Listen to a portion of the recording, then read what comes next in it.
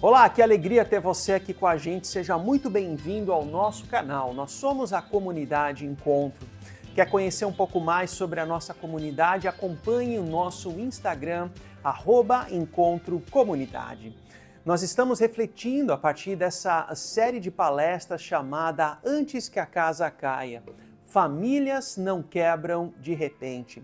Uma série sobre famílias, uma série onde nós queremos nos conscientizar de que toda casa possui desafios, dores, áreas que precisam de cuidado.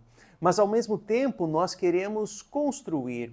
A partir dos princípios e valores do Reino de Deus, nós queremos nos agarrar na graça de Deus para as restaurações da vida, para as nossas curas, para a certeza do seu cuidado na nossa história.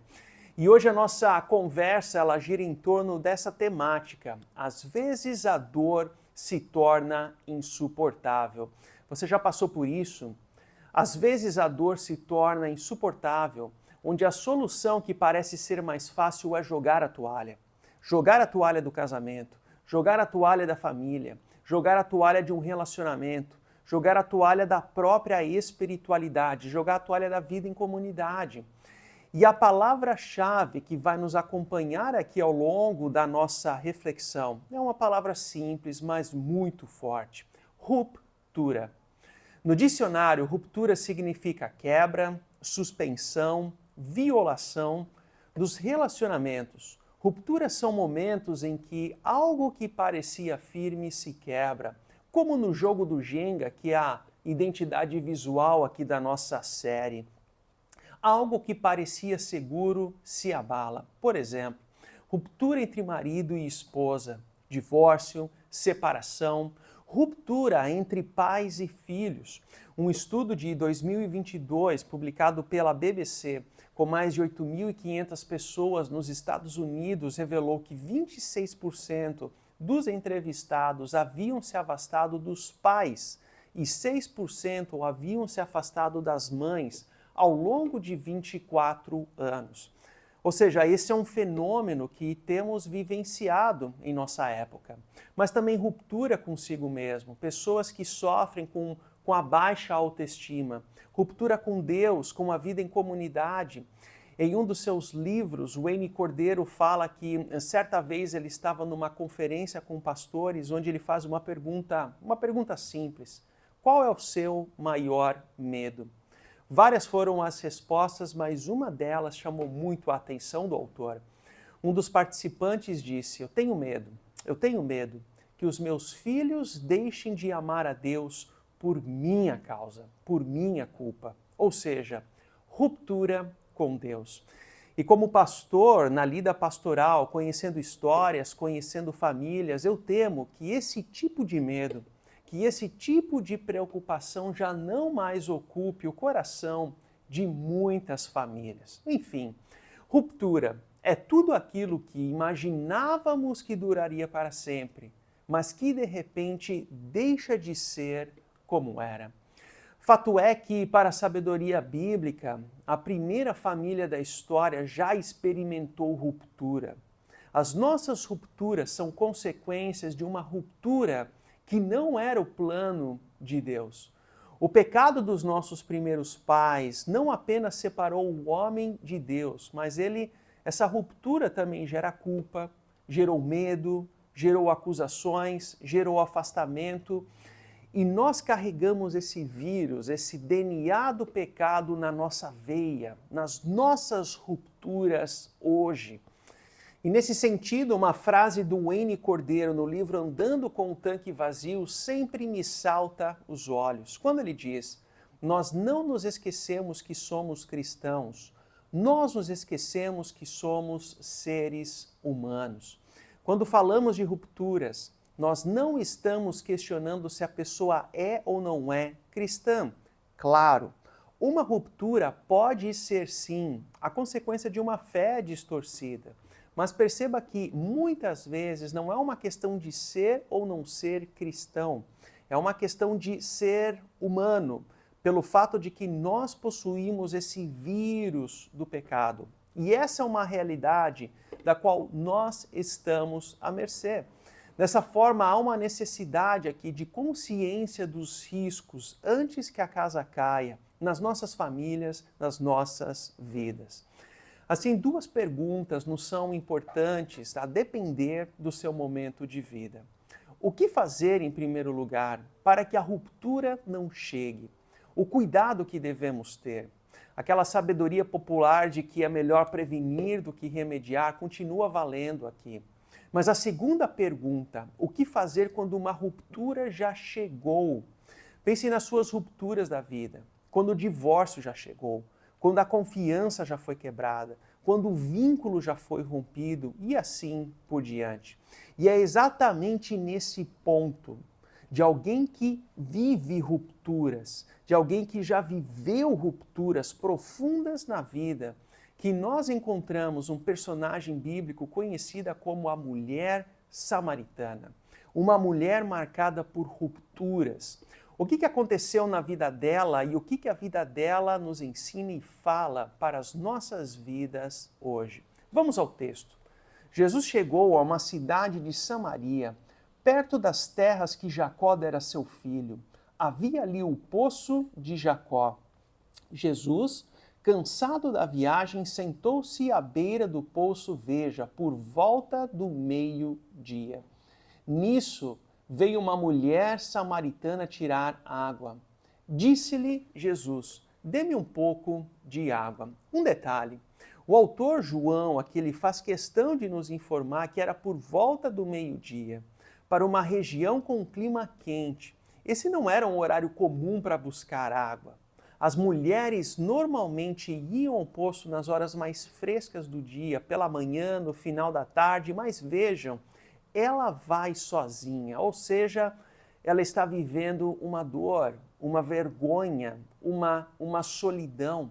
Essas são as marcas das rupturas que nós experimentamos. Peso na consciência, humilhação, sensação de fracasso, feridas emocionais.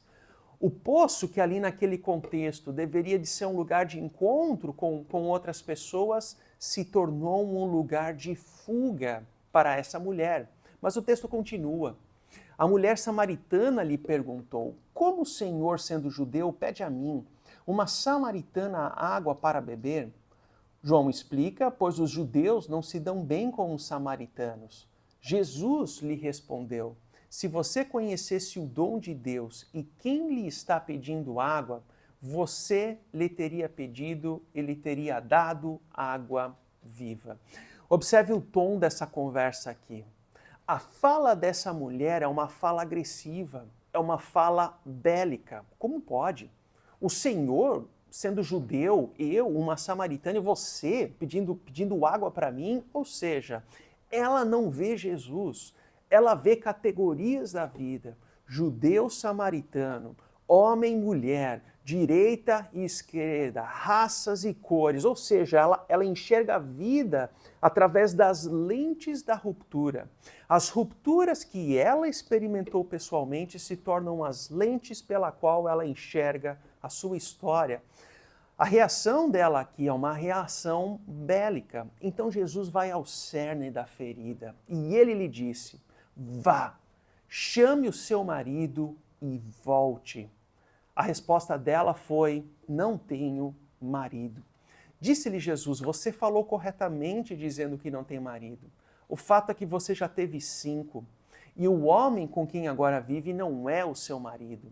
O que você acabou de dizer agora é verdade. Ou seja, Jesus vai ao encontro da ruptura dessa mulher, naquilo que pesava no coração, na raiz de todos os problemas. Nós podemos pensar na nossa vida em diferentes camadas. Como assim?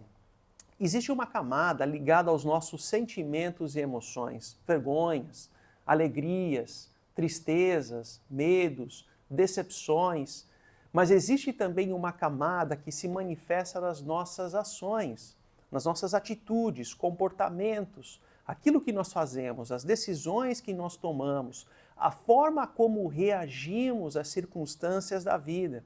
Como no caso aqui da mulher samaritana, é a agressividade. Agora, existe uma camada ainda mais profunda, o centro da nossa existência, aquilo que a Bíblia chama de coração. E é exatamente aí que Jesus chega nessa conversa. Veja, Jesus aqui não está discutindo os sentimentos daquela mulher. Jesus aqui não está numa disputa, num bate-boca. Não. Ele alcança o coração. Por trás das palavras daquela mulher, dos sentimentos, das ações, existe uma sede mais profunda, uma ruptura que dói. Mas eis as palavras de conforto de Jesus, palavras de graça. E ele diz: quem beber dessa água terá sede outra vez. Mas quem beber da água que eu lhe der, nunca mais terá sede. E mais adiante ele declara: eu sou o Messias. Eu estou falando com você. Perceba o que está acontecendo aqui. Jesus não ignora o pecado dessa mulher. Ele não relativiza a história dela. Ele não faz de conta que nada aconteceu. Não. Mas ele traz esperança. Ele revela a si mesmo. É como se ele estivesse dizendo aqui para essa mulher e também para as nossas rupturas da vida: sim, eu conheço a tua história. Sim, eu conheço as suas rupturas. Sim, eu conheço todas as tuas feridas. Mas veja a beleza aqui dessa história. Depois desse encontro, sabe como a história termina? Essa mulher que chegou ao poço carregando rupturas, feridas, agora ela volta para a cidade para contar tudo o que havia acontecido. Perceba o movimento do texto, as fases de vida dessa mulher. Uma ruptura, um encontro com Jesus, o perdão, uma nova história. Uma ruptura, um encontro com Jesus, o perdão, uma nova história. A pergunta é: nesse processo de restauração de rupturas em Jesus, onde você se encontra? Talvez você tenha experimentado rupturas e falta esse passo do encontro com Jesus.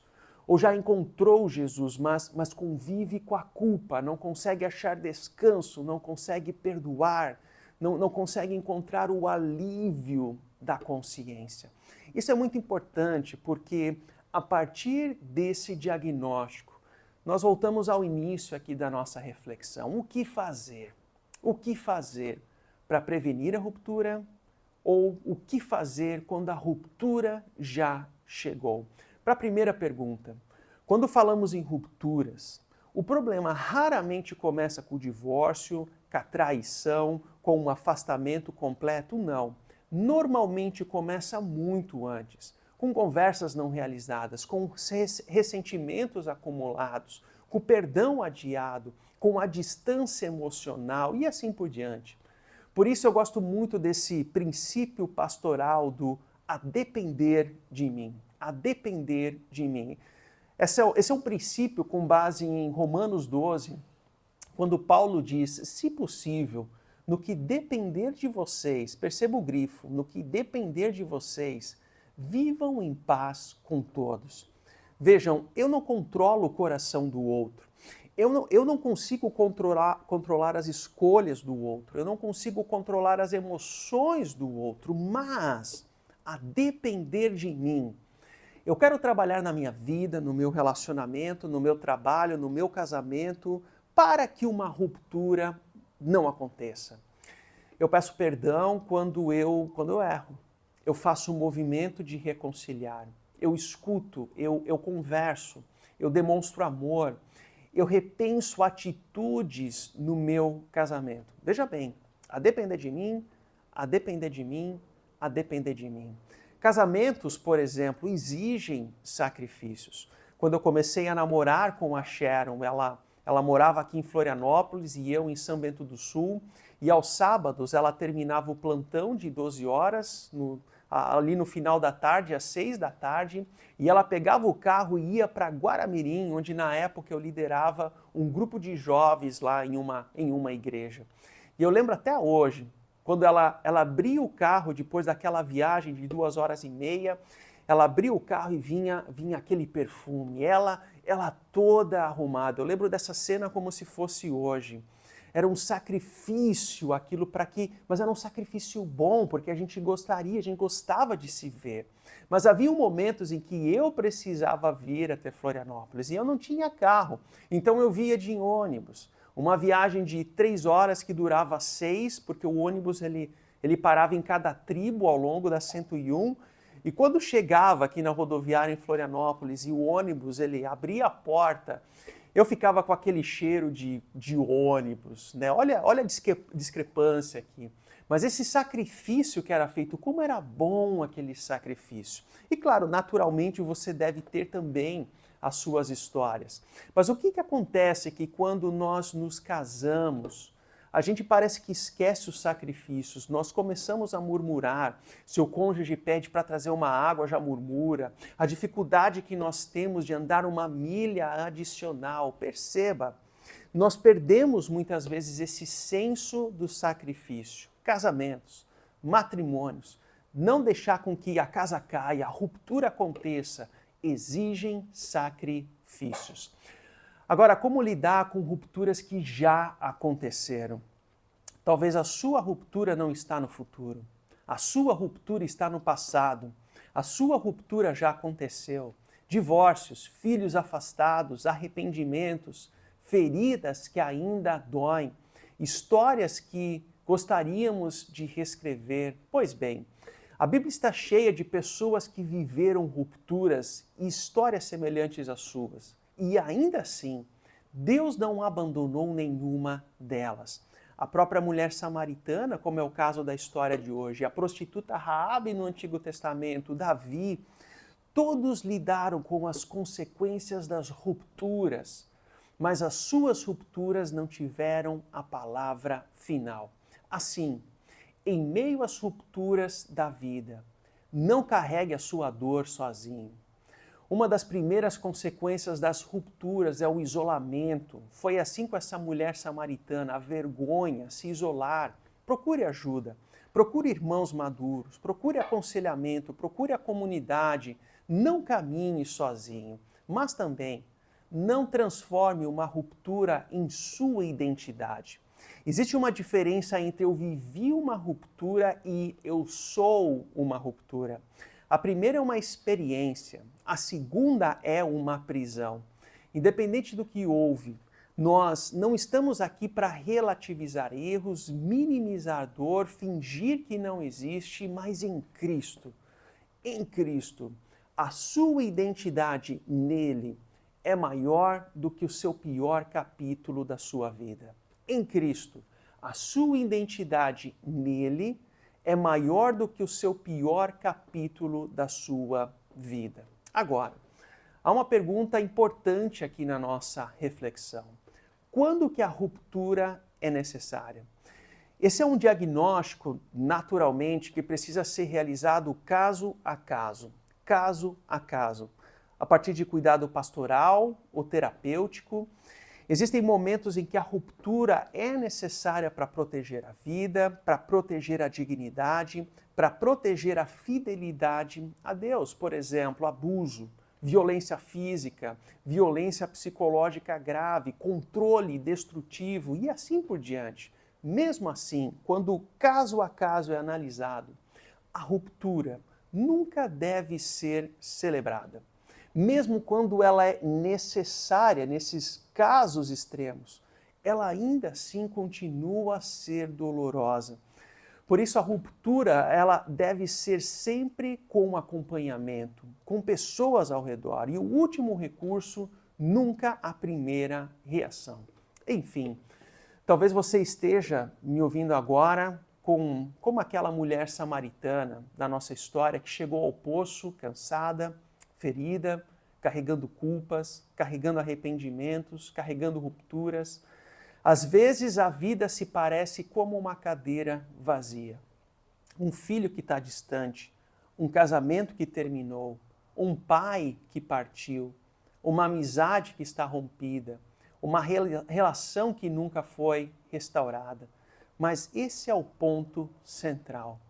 As nossas rupturas revelam que nós precisamos de um Redentor. As nossas rupturas revelam que nós precisamos de um Redentor. Alguém que atravesse a distância que o pecado criou.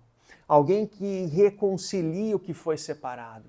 Alguém que cure o que foi quebrado.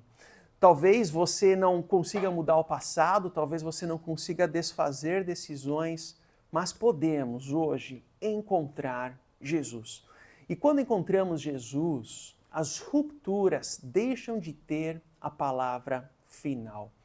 Ao terminar aqui esse vídeo, essa reflexão, nós temos 3 possibilidades, uma escolha em 3. Ou nós terminamos essa reflexão da mesma forma como nós iniciamos, ou nós terminamos essa reflexão mais endurecidos do que nós iniciamos, ou nós permitimos que Jesus, a sua cruz e o seu túmulo vazio, escreva um novo capítulo na nossa história. Nas palavras de C.S. Lewis, você não pode voltar atrás e mudar o começo, mas, pela graça de Deus, naturalmente, pode começar de onde está e mudar o final. Que a graça e o amor de Jesus estejam sempre presentes na sua vida e na sua família. Até semana que vem.